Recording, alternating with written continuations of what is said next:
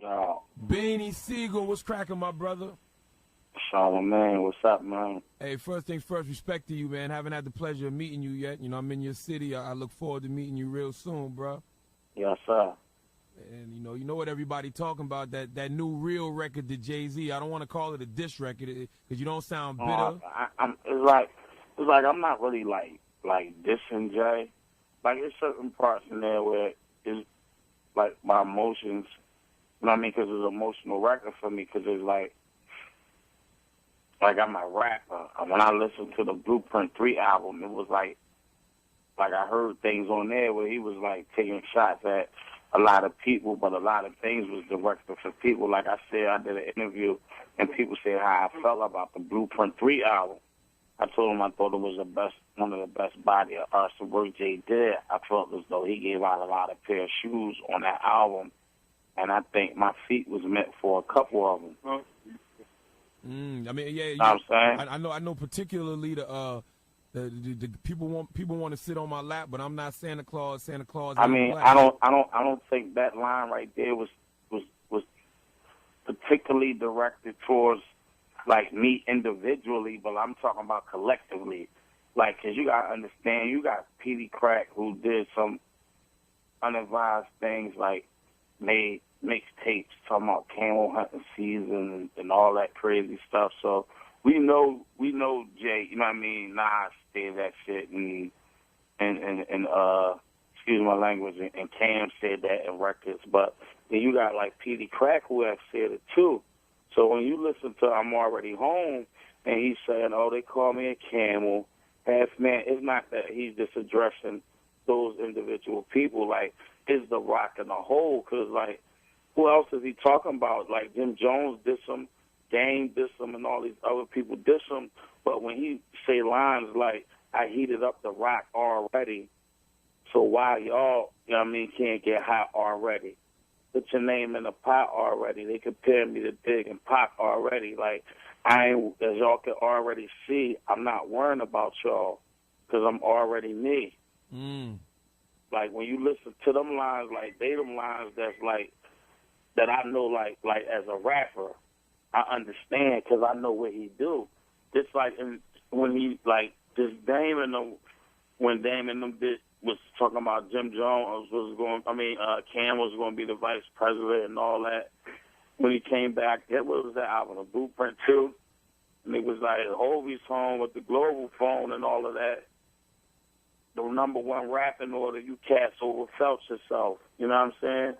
That was like not shots just that people thought was at Kane. That was at Dame bashing them too. Like, I know when he's slick in records. You know what I'm saying? Because I know him.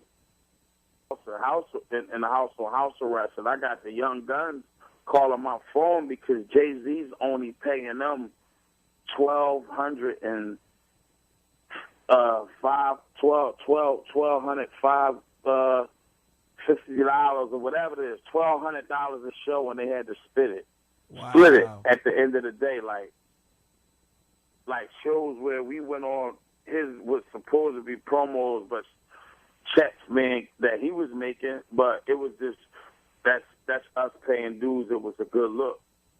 But all the glitz and glamours wasn't like really what people seen like, and it's not a hate record. It was just a real record and emotions. Like, I understand, Jay, you somewhere else, you know what I mean, in your career, and there's certain things that, you know what I mean, where he at. Like I said in the record, everybody can't go, and I understand that. Like, he's somewhere else. You don't need Beanie Sigel in the building with the pre-perception that people got of me, this crazy dude liable to do anything or whatever, or Emilio Sparks liable to say anything out of his mouth, or, you know what I'm saying, he in records saying L'Haim and things like that, so he's dealing with, like, you know, with Jewish people and the Jews and things like that who you know what I mean, ain't nothing wrong with that, but then you got Freeway Muslim with the bear and, you know, people bringing around people, so it's certain things that we taint his image, the state property, and the place that he's at. But I mean, Philly gave Jay a lot of life. I mean, you know, a lot of people. No, a lot of street cred, and my whole situation is when you get, like I said, like I don't want it to seem like it's a money thing and people bitter about that. But when you talk stuff like you in a mag for half a billies and things like that, and you know you was dissolving the Rocafella situation, and then you ain't even give people the courtesy to make the phone call yourself and explain, like, if it was me, it's me talking to my homies like, yo, I'm somewhere else. I can't do this music thing right now. Like, I ain't there with it. Like, when I go on tours and stuff, y'all can still rock with me. We can go on tours, and I can get y'all some bread like that. Or I could do this for y'all to help y'all, you know, do whatever. But I can't do that. What, I know they set you up kind of nice, though. You had the label, you had the clothing line, you was in the movies. I mean, you got to look at it like this. The label, the clothing line, and the movies all came after the rumors. When you heard Rocafella was breaking up and the breakup was there and the tension and Dame and Jay was going at it, that's when that came about. The movie thing, yeah, in the beginning, I didn't know no better, you know what I'm saying? But the movie thing came from a dude from Philly who wrote the script to a movie about, you know, certain people, the JBM, which I didn't want to do it like that, JBM, because you don't know who still had the pills and things on the side. And I didn't know if the guy who wrote the script, you know what I mean, was talk to those people as people on death row right now because of that. So that's why I got changed to state property and all that. But even if you look at the Hot 97 footage, when you hear Chris rapping, he's saying, man, I'm going to be wilding if they ain't giving that advance up. Because his deal wasn't signed yet. Moschino and Sparks was signed to Black Friday, Rocafella.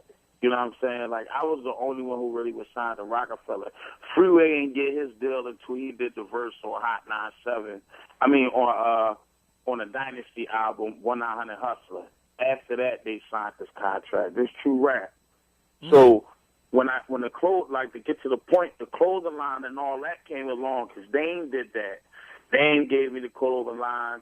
He, you know what I mean? I got the podcast thing that came through a situation that I did, but then Dame backdoor and sneak and get with the licensee guy who licensed Rockaway and buy the license out the podcast without me knowing it. So now I'm not getting the 50% profit that I will be getting off of every ProCab with the SP symbol on it, like the original deal was, because I turned down the money that ProCab wanted to endorse me with. And I figured as a team player, why just wear the ProCads when I can cross-market it and have my own sneaker? Good business. Me, Beans from the field, I got my own ProCad SP. But then they ain't go behind my back and get with the licensee and buy out the licensee for ProCads and stop making ProCads with the SP symbol on it so I could stop making money. He made more Rockaway then because that's what he was concentrating on. But when he knew that he was about to lose Jay, that's when the interest in the being with Beanie Sigel was about. Because if you not disrespecting nobody, the Rocafella Records, Freeway, Bleak, Young Gun, and all that, but be realistic. If you can't have Jay-Z on Rocafella, what's the next artist you would like to have? I mean, at that time, Beanie Sigel, no question. So that's why the brand was being built around Beanie Sigel with the state property thing. So all that, the rumors was been going around before y'all heard it. We was hearing it too. So all that Dame gas coming to your, when Dame was coming to your court cases? You got to understand, coming to the court case and all that, it could have been some love, but all that wasn't on that love tip like that, because you got to understand, I paid my lawyers. Nobody paid my lawyers in the hundreds of thousands and all $500,000 that I had to pay in lawyer fees with 3 lawyers. Nobody paid my lawsuits but me. Yeah, I didn't get no money from that. I didn't get no money from them. I think I borrowed the $100,000 I had to borrow to pay off this last lawyer that I had, but I was giving the money right back because in the 2 months, state property owed me $270,000 for a royalty check from the clothing line that was coming in. So I only borrowed the money for a month, for like 2 months, so I got that check. And when them 2 months came within a week, I had a letter asking for that $100 that I got borrowed. Wow. From Rocafella Records. This is all documented things. Like, it's been something in my chest since I sat in front of the courtroom when Jay-Z came to court and I had a bail hearing, and this was in the Philadelphia Daily News the next day. They asked him at the stand, if we release Beanie Sigel today to continue to go on tour, you know what I mean, and a man of the stature as you are you willing to be responsible for his whereabouts? He said no. No, man. So if he was, you know what I mean, my man, yeah, I'm being responsible. Get my man out that jail. They cuffed me and put me back in my cell. This is a public record. What year was this? When I first this was when I was going to trial for that. I don't know. It was around 2002, 2003. It's in the archive. Beanie Sigel bail hearings denied. The Philadelphia Inquirer. You know, niggas in the jail calling down my cell. What's up with your man?